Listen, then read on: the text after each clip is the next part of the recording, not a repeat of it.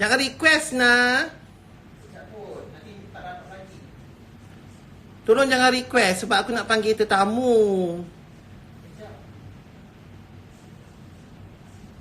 Tak boleh jugalah.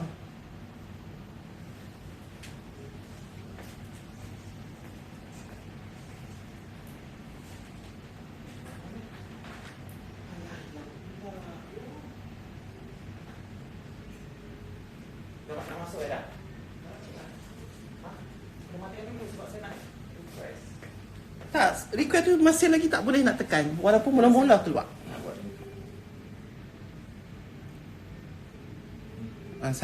Boleh. Sebut Mel dah masuk.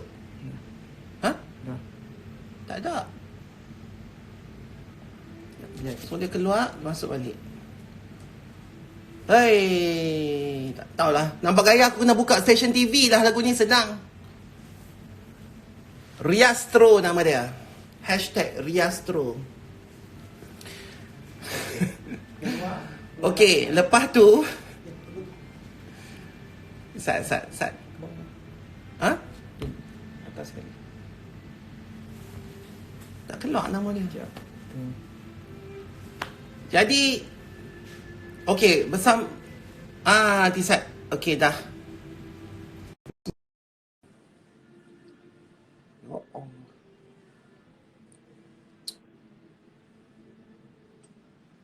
Melka. Hang ni aku dah pesan dah tadi. Nak pakai, biar pakai elok-elok sebelum keluar live aku. Yang dipakai tudung tu sama dengan painting kat belakang tu pasal apa? Dah nampak muka saja. Apa buta perut? Tengok tu. Okey, tukar tempat. Dia boleh punyalah banyak tudung, hang boleh pakai tudung tu dengan background sama. Awak tenang. Kita boleh ubah tempat. Yang tu pun nak suruh aku. Abang. Okey. Ni kat mana? Sekarang, Klinik kah? Dekat dah klinik? kat rumah, balik dah. Okey. Assalamualaikum saudara penonton dan muslimin dan muslimat yang saya hormati. Inilah dia Dr. Imelda. Okey, anak kepada Dr. Izham, klinik Izham yang berada di sekitar Kuala Lumpur ini dan merupakan kawan cik lama dah kita berapa dekat 20 18 tahun lah. Maybe. 19 tahun. 19 tahun lah. Yes. Oi. Aku Ya, dah pesan langsung pakai tudung labuh sikit. Dia boleh hinggut tag tu tadi nak.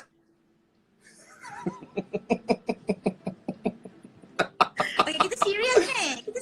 Depa ni bukan boleh. Sagi tak kenal saja.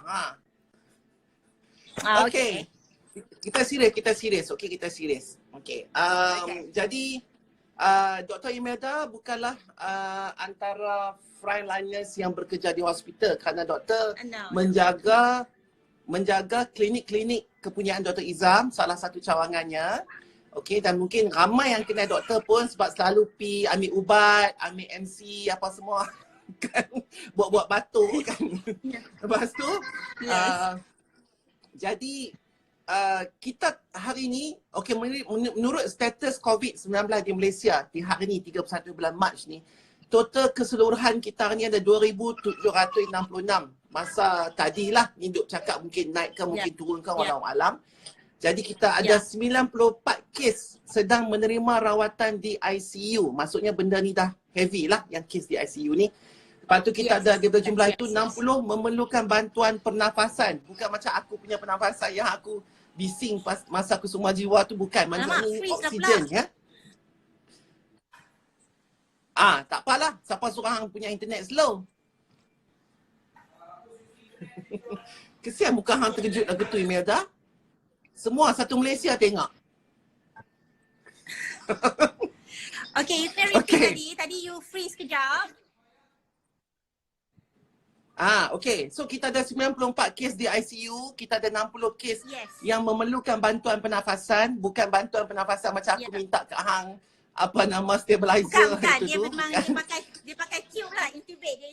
Dia pakai tube. Maksudnya kalau orang kata tu, orang Melayu Islam, orang kita kata eloklah kalau duk mengaji Yasin dah lah kan, lagu tu lah kan. Lepas tu kita ada kes baru 140 hari ni kes aktif Yes. 2,186, kes sembuh 537.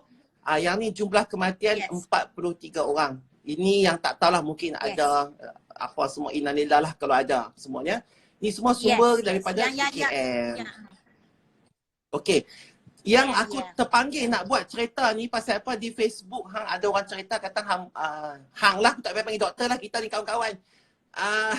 Ayu je lah. Tak payahlah. Hang kata antara puncanya terjadinya COVID ni disebabkan adalah kelalaian dan juga ketidakindahan manusia terhadap benda ni. Okey, cerita Mai daripada sudut pandangan doktor tu sendiri.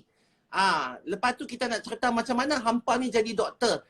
Tak kecut perut kah keluar hari-hari nak kena jumpa orang, nak test orang, nak bercakap dengan orang. Apa yang menyebabkan hampa tu? Itu nombor 2, nantilah kita tanya. Kita nak tanya lah ni, apa yang menyebabkan benda ni merebak, nombor 1. Sebab apa? Duk tengok video-video orang putih tu, kadang orang tak faham. Yang mana tak belajar tinggi tu, dia tak tahu apa orang putih tu sebut. Jadi kita habaq dalam bentuk Melayu. Hanya nak cakap orang putih sini, saya kira dapat tak faham. Okey, silakan. Okey, kita cakap bahasa utara lah kan. Bila Kita pandai cakap pun kan. Boleh cakap. Kita cakap. Okay, boleh. so actually benda ni coronavirus ni. Okay, coronavirus ni dia sebenarnya dia dalam binatang. Okay, dia dalam binatang macam bats. Di dalam binatang. Okay. Ya, so dalam so macam MERS, SARS tu semua ada yang dalam pigeons, ada yang dalam camel, unta kan. Tu MERS yang dekat. Hak ni di dalam bats, kelawak. Khinzir ada, khinzir pun ada kuman. Yeah, pigs. Yeah, you can also have them in pigs. Yeah, dalam khinzir pun ada. Tapi yang famous 3 tu lah, SARS, MERS dengan hak ni lah corona lah, COVID-19. Okay, corona kan selalunya main daripada kelawak lah. No. Corona tu is actually virus dalam binatang. Lepas tu dia mutate, dia pandai, dia bug yang pandai sangat, dia boleh mutate, dia boleh berubah dia punya sifat, dia jump daripada binatang ke manusia. Dia sebenarnya virus binatang ke binatang. Dia tak patut hinggap kat manusia. Tetapi tak tahu Allah alam kenapa Tuhan buat, kenapa jadi macam tu, dia mutate, dia change dia punya konfigurasi dia boleh jump daripada kelawak, daripada binatang mana-mana ke manusia. And that's what happened in Wuhan where the live animal stocks atau tempat yang diperjual macam-macam dah lah, all sorts of wonderful stuff tu, daripada bats, daripada kelawar, dia pergi ke manusia. So 7 orang dekat Wuhan first of all dapat this penyakit. And then dia terus nanti Sat. Macam mana manusia boleh dapat tu daripada, kalau katalah kelawak lah binatang tu. Apabila kita makan ataupun dia boleh lompat keluar daripada kelawak tu ke, ataupun kita pegang kelawak tu ke, macam mana? Dia macam ni, hak yang dekat Wuhan tu, mereka dapat daripada darah dia. Mereka sembelih-sembelih dia, mereka potong-potong dia. Lepas tu mereka darah-darah tu, lepas tu mereka calik kat hidung, calik kat mata macam tu. Makan. Jadi mereka potong-potong kelawak consume. tu, dia punya darah. They consume it and then darah tu mereka calik kat mata mereka, dia calik hidung macam tu lah kan. Okay. So that's what happened, and then this bug suddenly dia transmit human to animal tu, jadi tiba animal to human tu tiba-tiba jadi human to human. Sebenarnya most coronavirus dia nak tukar daripada dia mutate, tapi sebenarnya coronavirus most of them actually mutate takes 30 years. 40 years actually dia nak mutate. Tapi hak ni dia berubah daripada haiwan ke manusia, manusia ke manusia within a month. Sebulan je. Atau 6 months tu.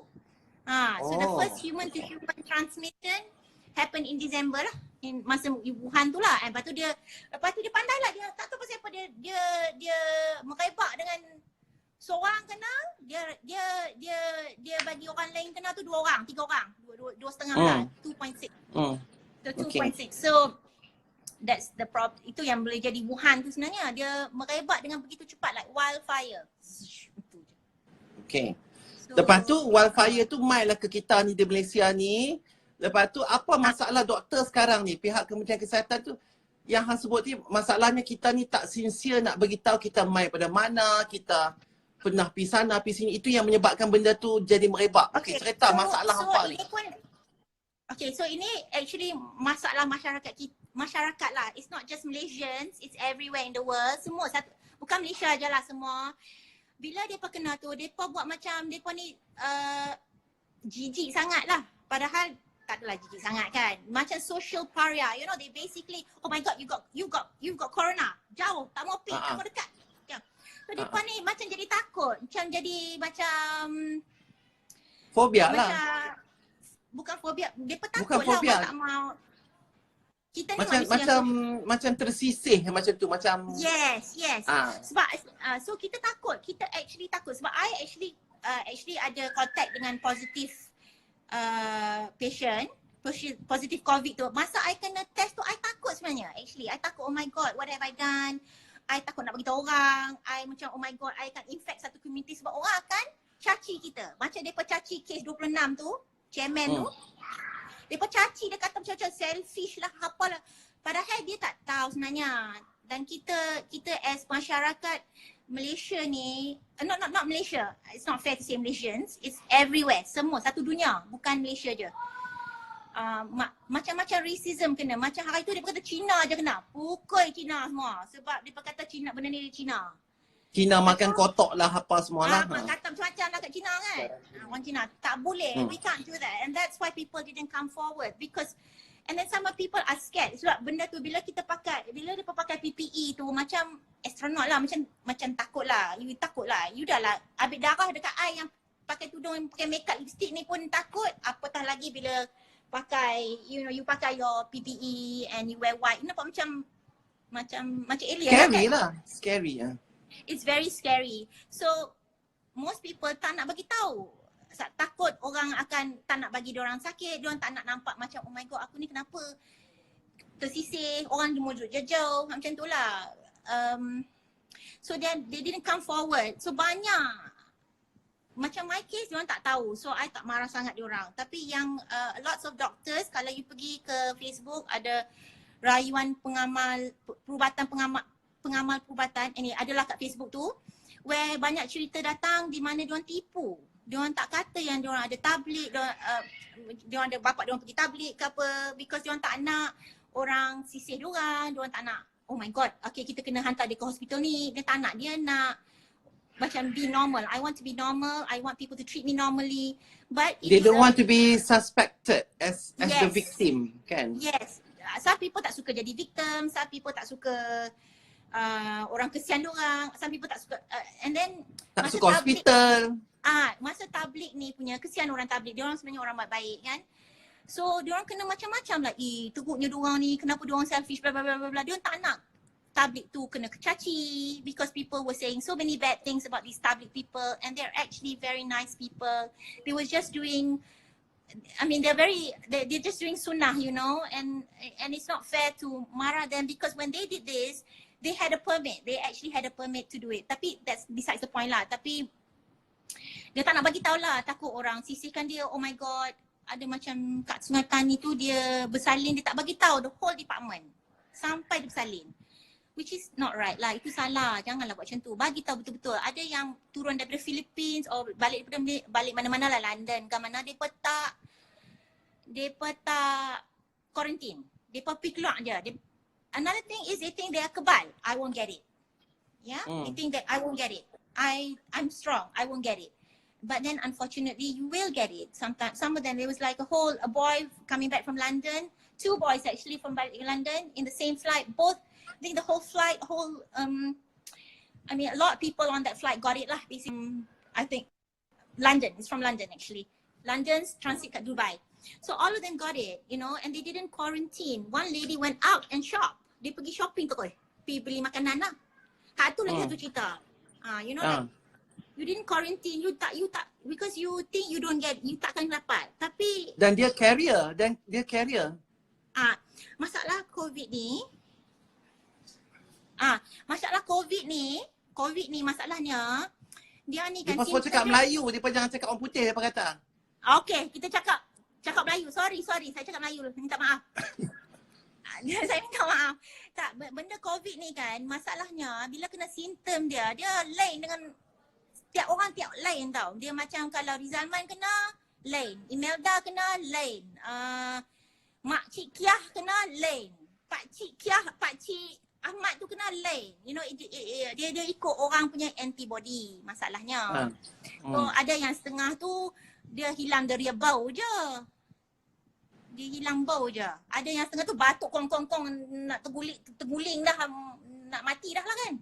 Ada pula yang demam. Ha? Ada yang demam. Ada yang demam teruk, ada yang tak demam langsung. Macam tu lah. Ada yang sakit badan. Ada yang sakit badan je. Dia very very vague. Tu masalah doktor lah pula. Because bila dia pemai, kita kata tak ada apa lah ni, balik pi macam tu. Padahal sakit.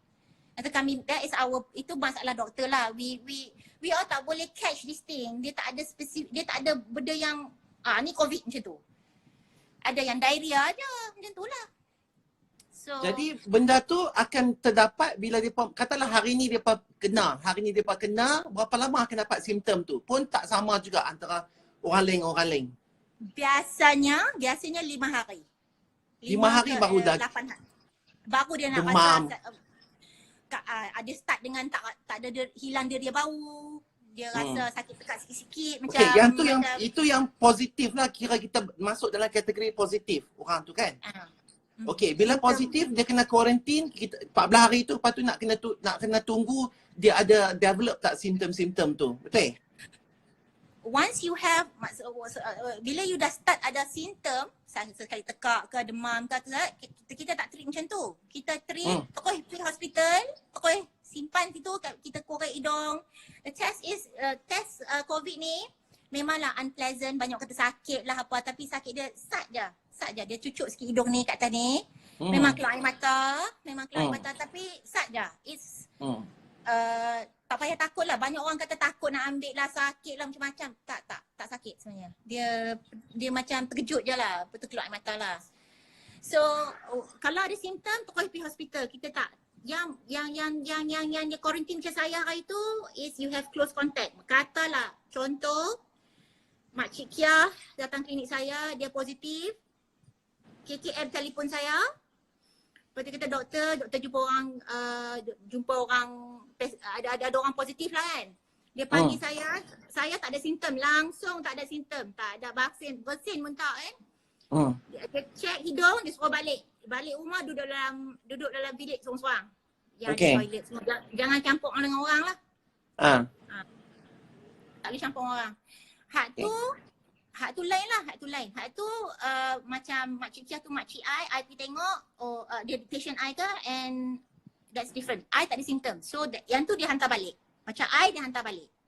Tapi kalau you ada simptom, you sesak nafas ke, you sesema ke, you sakit tekak ke apa ke, dia masuk hospital. Terus masuk hospital, ambulans akan mai kutip, masuk lah. Tak, dia tak. Kalau positif, ambulans mai kutip. Betul. Kalau macam I positif hari tu, tapi I tak sakit apa-apa, ambulans mai kutip. Okey. Lepas dah kutip tu, dia akan bermasuk terus lah, tunggu tengok simptom tu makin berat ke, ataupun bagi ubat terus ke, lagu mana? Yes. Kalau mereka tunggulah, they monitor you, but it's very lonely. Tempat tu macam sunyi lah, kesian you. Mereka masuk bila perlu je. You duduk sorang-sorang lah dalam tu. Tahu ada orang tak gambar macam jail lah, kita nampakkan katil tu dalam buruk duduk. Dia bagi hospital suit tu pun macam jail, line-line kan. Tak apalah. If your nasib baik, you dapat partner satu bilik. Kalau tak, you seorang satu lah. Jadi maksudnya bila kita pergi ke hospital ni, dia akan berbual 2-3 orang dalam bilik lah juga? Dah. Kalau adik-adik, dia buat satu bilik. Okey. Kalau lepas tu dia akan treat kita lah, bagi ubat, bagi apa semualah. If you don't have any symptoms, dia tak akan buat apa-apa. Dia akan tunggu 14 hari, dia akan ambil korek hidung lagi sekali. Okey. Tunggu sampai negatif. 2 kali Tunggu sampai negatif. Baru boleh keluar. Baru boleh keluar. Kalau yang positif dah ada simptom tu, dia buat apa? Okay, dia tengok kita punya temperature, dia tengok blood pressure kita, dia tengok kita punya pernafasan. Kita pun habaq lah, kita boleh nafas ke tak. biasanya kalau tak bernafas dia pahabak kita sesak nafas lah kan. Dia nampak lah. Okay. Dia monitor, lepas tu dia tengoklah dia bagi oksigen. Ada yang macam ni, actually COVID daripada 10 orang kena, 8 akan okey. Okay? Okay. Dua orang perlu bantuan oksigen. Seorang tu pakai hak yang tu je lah, hak yang simple tu. Lagi seorang tu kena tolong lah, kena tolong bagi oksigen semua lah, kena bagi ventilator semua, mesin kena tolong lah. 1% je. So daripada 10 orang, seorang je tu yang akan kena masuk hospital. Tapi kita dah ramai, kita dah 200, kita dah 2,000 orang, so kita pakailah matematik sikit kan. Okay. So we're doing quite well actually. Kita actually Malaysia ni dah test 35 orang, 35 juta, 35k, 35,000. 35,000 Apa dia? 35,000. Kita test orang 35,000 orang dah. Oh, banyak tu. Yang hospital kita dah test. Tapi 2,000 setengah aja yang positif. Yang positif. Okay. Daripada 2,500 tu 100 yang perlu oksigen. Macam itulah. Tapi kadang-kadang tapi aku tak suka sangat nak reveal benda-benda elok ni. Faham tak maksud aku? Sebab kami sebagai influencer, which I don't want to reveal that okay, we're getting better, we are quite manageable, semua. Tak mau tunjuk kata ambil benda tu sakit, tak mau. Aku tak tunjuk pun graf infografik sebab takut. Bila kita tunjuk lagu tu, mereka semua yang takut nak pergi takut nak pergi hospital, takut nak buat test tu. Bila kata kita punya situation not that bad, not too bad, okay, jom ambil kunci kereta keluar, pergi berjalan, jogging dekat situ. Faham tak? Mentaliti manusia ni lagu tu. Jadi kadang-kadang lebih baik kita takutkan mereka supaya mereka ni takut. Bila mereka takut, mereka dengar cakap. Macam aku duk pumpang main tu lah. Marah nak maki sana sini. Baru mereka duk sengat-sengat. Kalau kita kata kita ni our cases are quite manageable.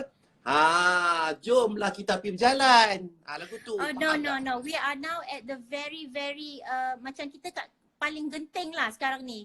Sekarang ni diminta semua orang duduk diam-diam because apa kita buat 2 weeks ago sekarang baru nampak. So hari tu panic shopping, sekarang baru nampak. Hari tu pergi balik kampung ramai-ramai, sekarang baru nampak. Betul. Jadi kita ni result dia sentiasa 2 minggu kemudian. Okay. So hak kita duduk diam-diam ni 2 minggu lagi baru nak nampak. Itu pun 2 minggu baru nak nampak lah. Kita tak tahu lagi kan. Mungkin benda ni akan lebih merebak lagi. Sebab apa? 2 minggu lagi baru kita nak tahu dia punya result tu apa semua. Bila 2 minggu lagi tu makna kata 2 minggu lagi. Kalau 2 minggu tu pun tak okey lagi, tambah lagi 2 minggu sampai benda ni selesai. Lama-lama kita pun duduk dalam rumah. Kalau bawang tu dah tumbuh dah segala pokok bawang kat atas. Kan? Kalau halia tu semua dah keluar dah segala apa akak-akak tu semua kan. Betul. Jadi keadaan KKM kita ni lah dengan frontliners daripada segi nurses dan juga doktor, equipment yang kita duk tengok lagi semua pakat-pakat lah, duk kutip duit nak buat segala PPE punya suit apa semua tu. Jadi pasal apa PPE suit tu tak cukup? Tak boleh import masuk daripada China ke? Kita tak cukup ke? Kita tak bersedia dengan keadaan pandemik ni ke? Atau macam mana? Adakah jumlah doktor di Malaysia ni cukup tak cukup dengan kepadatan penduduk kita? Well, kita ni bernasib baik sebab 3-4 tahun yang lepas kita ada oversupply atau lebih doktor houseman yang graduate. Okay. So for some of our setengah-setengah houseman kita tu tunggu 2 tahun nak kerja. Lah ni tak payah tunggu 2 tahun, masuk terus. Semua masuk kerja. Tak cukup orang. Masuk, semua masuk. Semua masuk. Okay, lepas tu nak tanya, doktor dengan nurse ni apa mereka buat sebagai frontliners tu? Kerana menerima orang, lepas tu check orang, pantau orang, lepas tu kalau dah teruk sangat, kalau kata mereka mati ke meninggal dunia ke apakah, hantar pergi ke department lain dan ke bumi, kan? Yes. So sebenarnya macam hospital Sungai Buloh dia ada banyak ward banyak ward tapi semua dah dipenuhi dengan COVID semua. So setiap ward ada 3 shift. Setiap shift ada dekat 20-30 nurse lah satu team kan. So Untuk semua satu kena keseluruhan hospital. itu satu ward. Itu satu ward je.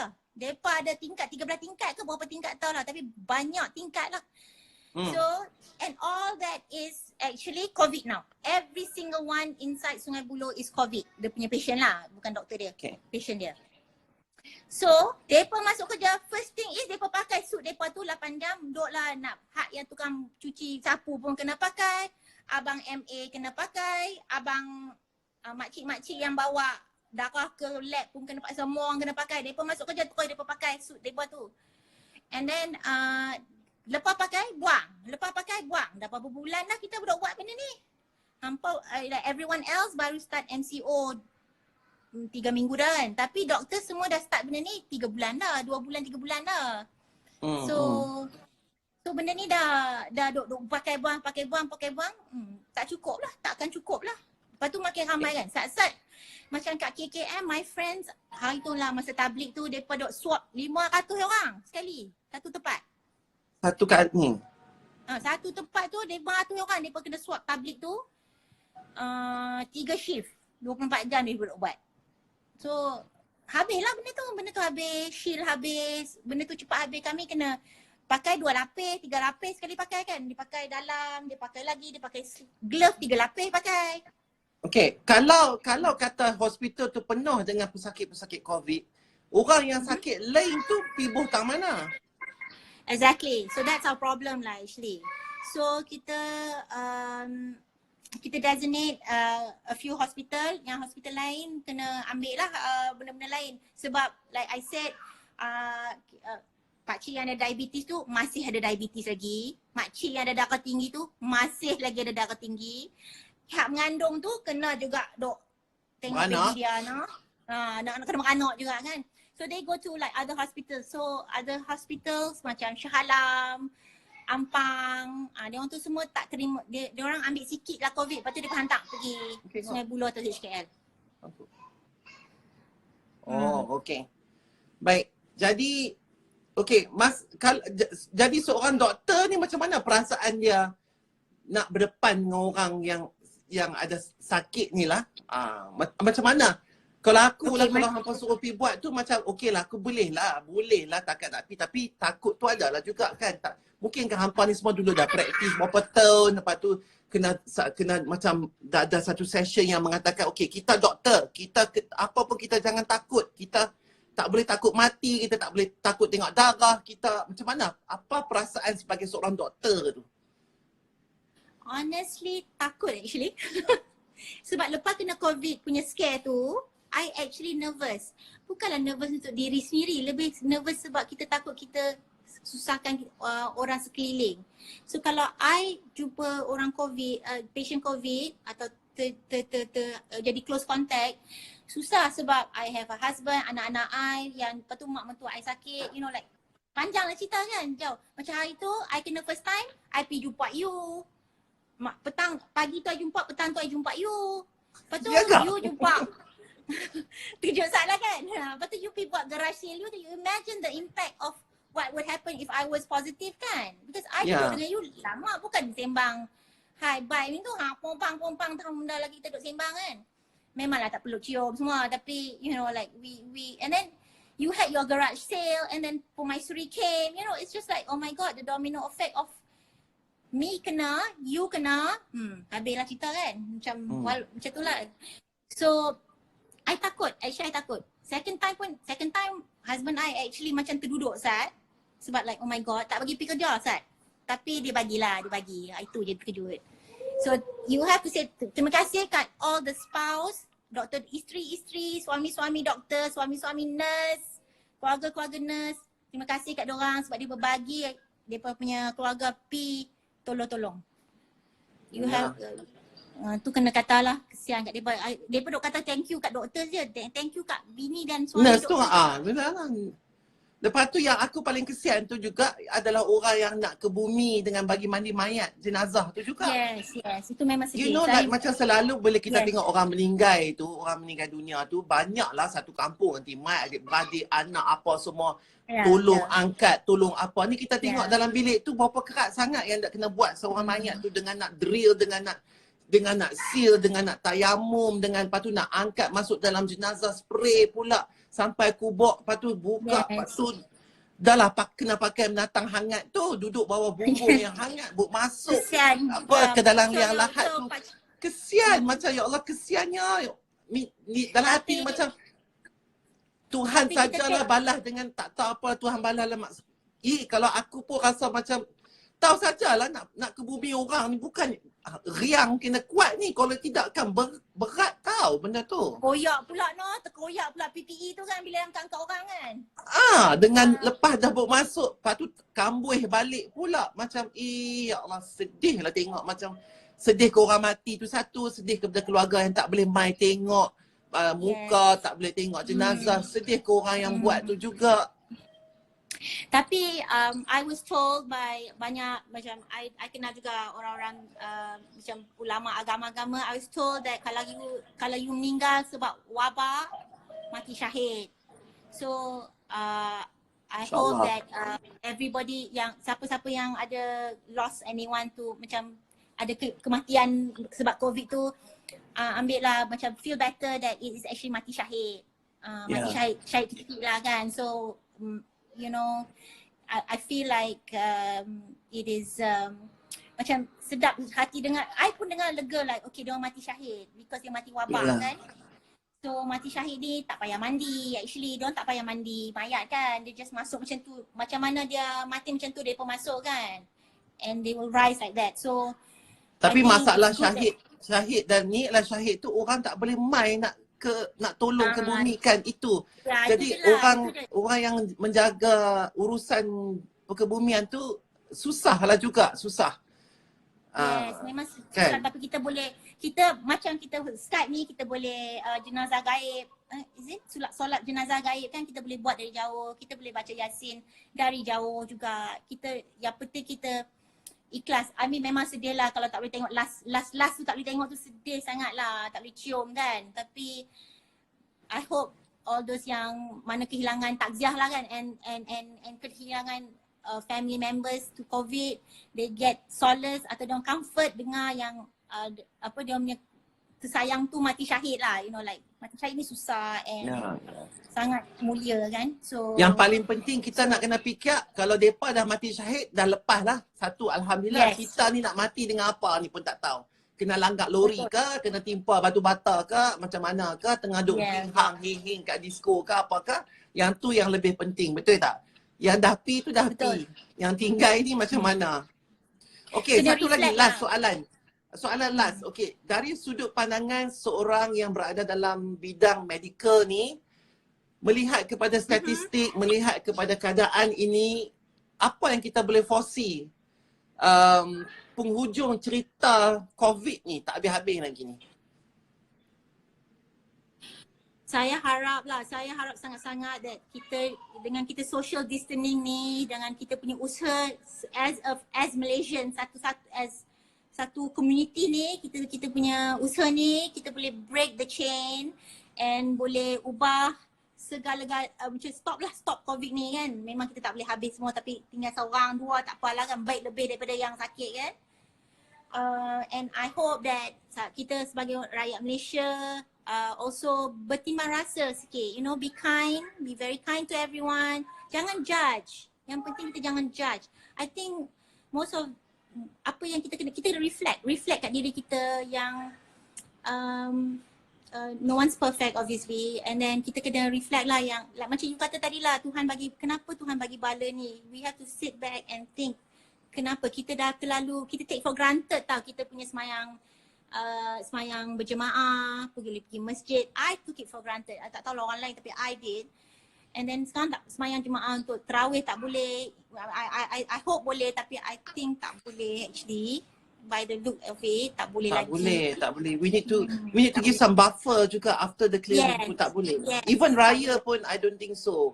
Kan? Right. Raya pun I honestly as a doctor I don't think we can. No. It's very bad. I mean the frontliners are doing a wonderful job tapi mereka dah penat jugalah, and penat lah kalau kita tiba-tiba kita raya and then start balik all over again. Jangan buat pasal ya Allah lepas raya start balik macam tu. Janganlah dengan ekonomi kita yang tak apa ni kan. So tak mau lah. Kalau boleh kita work very hard. Sekali hari orang tutup macam Wuhan tu, tiba-tiba buka balik 0 case kan. Tentulah.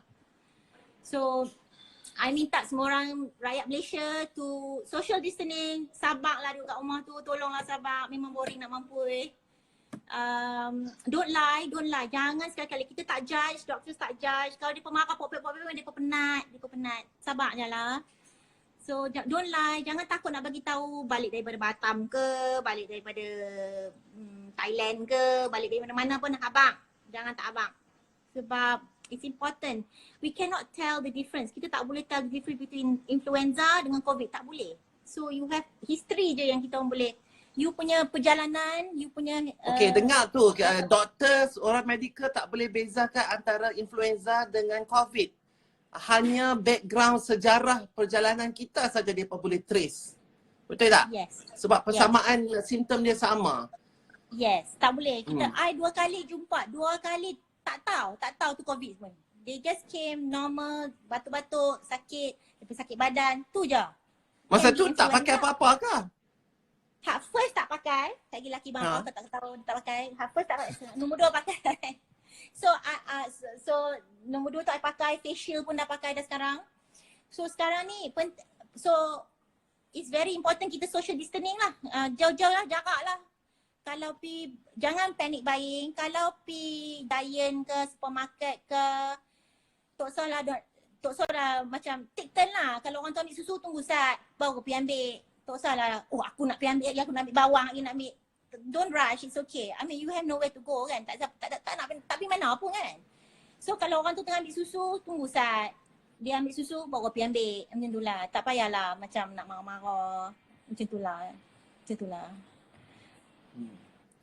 Okey, baik. Jadi terima kasih Imelda Okay, bye. bagi Sorry pendapat lah dan kalau juga I info untuk COVID ni. Ya? Yeah. Okay, thanks. Bye. Alright. Bye. Assalamualaikum. Bye. Macam nak tutup screen? Aku tutup lah. Kan tak payah tutup.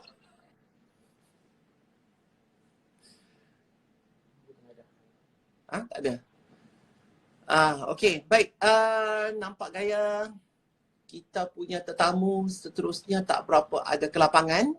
Jadi itulah salah satu sebab yang Cik nak live tu, sebab Cik nak bagi sikit penerangan sebenarnya tentang COVID ni, sebab ramai yang tak faham macam mana menatang ni boleh jadi, mai pada mana, sangkut orang lagu mana, macam mana boleh merebak, pasal apa semua orang tengah-tengah panik, macam mana perasaan doktor lagu mana. Jadi bila kita dah tahu, dan aku cakap betul-betul terus terang, aku tak mau cerita pasal benda-benda ni tak. Aku sebenarnya kena takutkan orang supaya aku tahu sangat manusia ni bila dia rasa macam benda tu reda, dia akan terus buat satu benda yang balik kepada asal. Jadi walaupun kita ni dalam satu yang orang kata tu manageable level lagi still kalau nak ikut population kita, tapi kalau kita tak start buat perangai elok-elok, tak dengar cakap, pi merata, walaupun hang nak jogging dalam kawasan rumah hang gated pun tak tahu benda tu ada di mana. Dan bak kata doktor tadi, benda tu adalah dia adaptive. Dia senang bertukar rupa dari masa ke masa, dan dia senang bertukar sifat, dan dia develop skill untuk bagi kita dapat penyakit tu. Faham ke tak? Jadi itu hampa kena pandai. Kita jaga. Okey, baik. Sekarang ni kita nak tengok kod-kod ada siapa-siapa yang pernah menjadi mangsa COVID ke atau apa ke. Kalau hampa nak live dengan aku pun boleh. Kalau tak ada, tak apa, kita bersembang, kita maki hamu macam biasa juga. Okey. Baik. Lepas tu kita sementara aku nak sembang sikit apa pasal ada setengah-setengah orang yang still lah orang kata tu macam sengaja melihat aku punya contribution ni sebagai satu contribution yang masukkan aku nak maki ni. Sebagai contribution yang diada-adakan supaya aku ni nampak macam bercakap saja pandai tetapi contributionnya tak ada. Okey? Contributionnya tak ada. Jadi di sini Orang-orang yang nak buat tunjuk kata aku ni kundun-kundun tak buat kerja. Okey, faham. Setiap orang dia ada tugas dan juga misi dia masing-masing bagaimana untuk dia menolong. Okey. Kalau orang tu dia mungkin dia nak bagi sedekah dekat orang, silakan. Kalau ada manusia yang baik dia nak tolong jahit baju PPE tu untuk sedekah dekat frontliners dekat hospital, silakan. Bila kita dah tahu orang tu buat tu, orang tu buat ni, maka kita ni pun, walaupun kita ni bukan frontliners yang bertugas macam orang kerja dekat bank, jangan kita ingat frontliners tu KKM saja nah. Orang yang bank, orang yang cuci bangunan, orang yang angkut stok-stok pi supermarket, orang yang itu tukang sampah, LRT, apa tu semua, itu juga dianggap sebagai frontliners. Masing-masing ada tugas masing-masing. Kita yang tak buat apa di rumah pun ada tugas kita masing-masing. Hang jaga sana, hang jaga sini. Okey, aku jaga sini. Jadi kalau semua orang buat benda yang sama, pakat-pakat semua nak pergi kumpul, semua nak bagi ke orang. Habis orang lain, orang tua-tua yang makan tak cukup, tak boleh keluar di rumah tu, yang orang DM aku kata, Datuk tolonglah saya ni tinggal RM1 saja dekat rumah ni. Anak-anak tak boleh makan apa, saya nak pergi market pun tak boleh, kami tak tahu nak buat apa, minum air yang sejuk, paip saja. Jadi kita kena tahu masalah yang berlaku. Kalau hang dah pergi buat benda tu, orang lain pula kena jaga benda lain.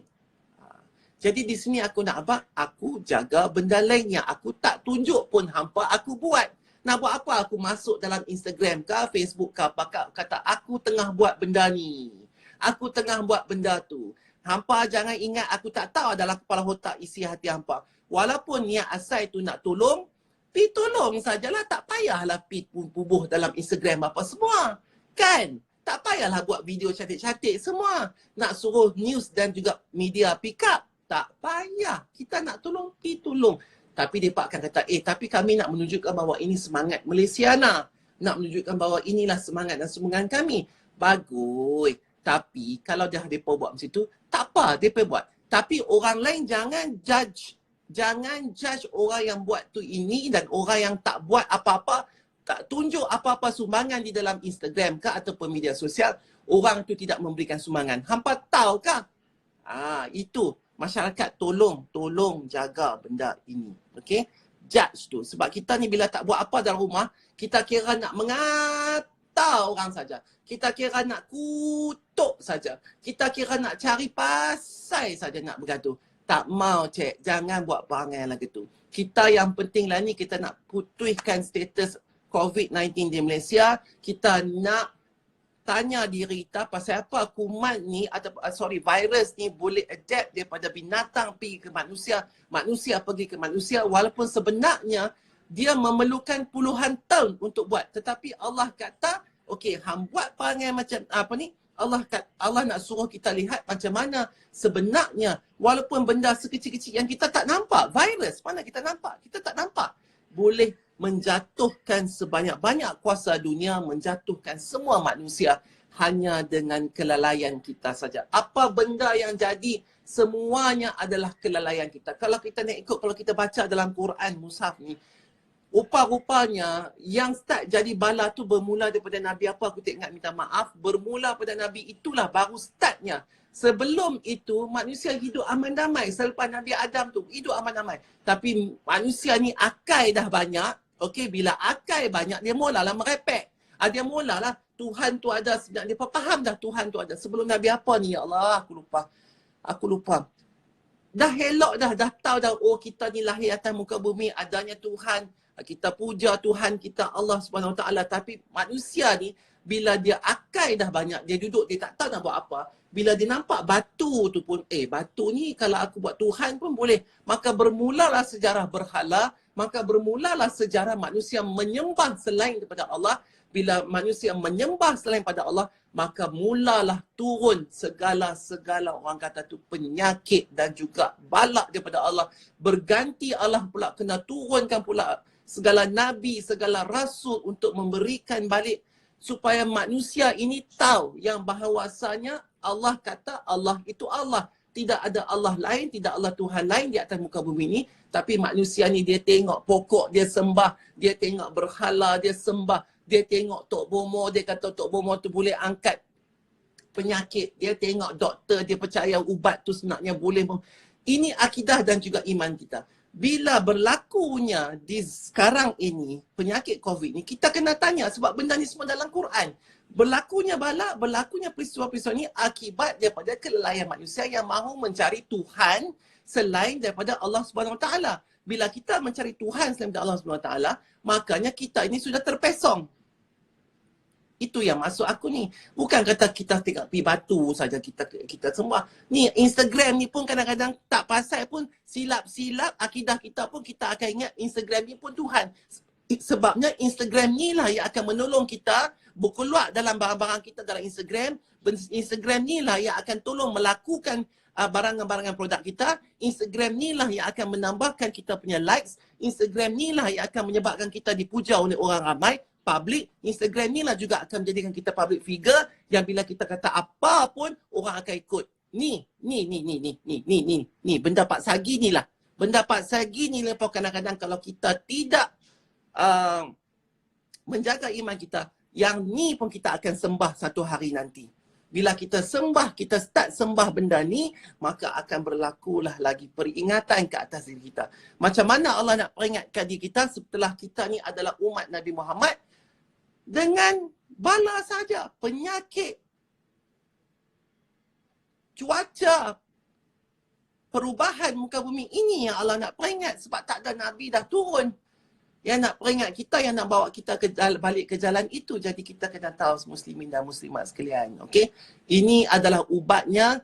Ini adalah, orang kata apa tu, pemusnah COVID. Kita kena balik kepada diri kita sendiri. Okey, jangan bergaduh. Seniman jangan duk bergaduh dengan artis. Artis jangan duk bergaduh dengan siapa. Netizen jangan duk berlakon, jangan duk bergaduh dengan sini. Hang yang duduk kat salji tu jangan duk bergaduh dengan dia ni. Jangan duduk diam-diam elok-elok. Kalau boleh kita ni dah start lah kena sedekah lah. Dah start lah kalau tak boleh sedekah dengan RM1, kita kena sedekah dengan amal kita. Kita kena sedekah dengan tenaga kita. Kita sedekah dengan senyum kita. Kita sedekah dengan segala apa benda kita boleh sedekah. Sebab sedekah itulah macam aku kata, bila kita mati besok duduk dalam kubur, malaikat suruh kita bangun duduk berlunjur di dalam kubur. Dua benda dia nak tanya, solat satu, nombor dua sedekah. Dan jenazah tu sebenarnya, roh tu nak bangun balik, keluar daripada liang lahat tu, nak duduk atas muka bumi balik. Dia benda nombor satu dia nak buat ialah sujud. Lepas tu dia nak sedekah. 2S. Dia nak sujud, dia nak sedekah.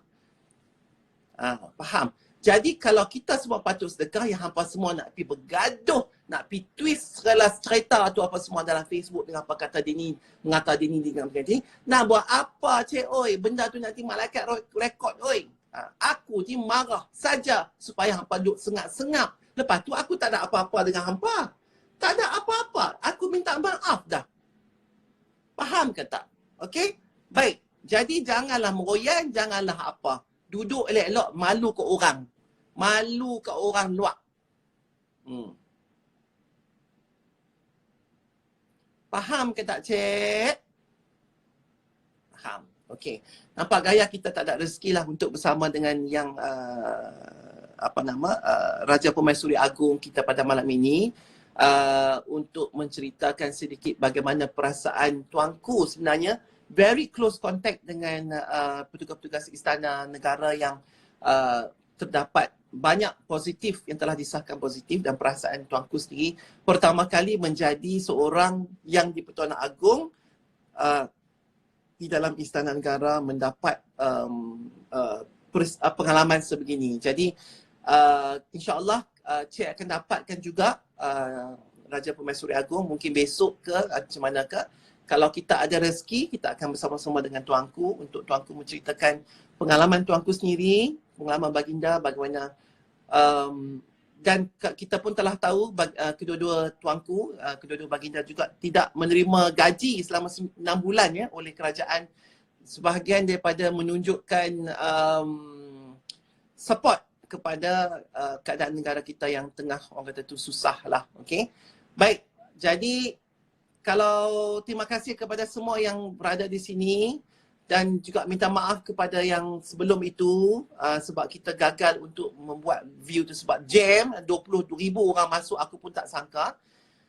Jadi okey. Terima kasih dan minta maaf sekali lagi kalau ada mana-mana pihak yang telah pun terguris hati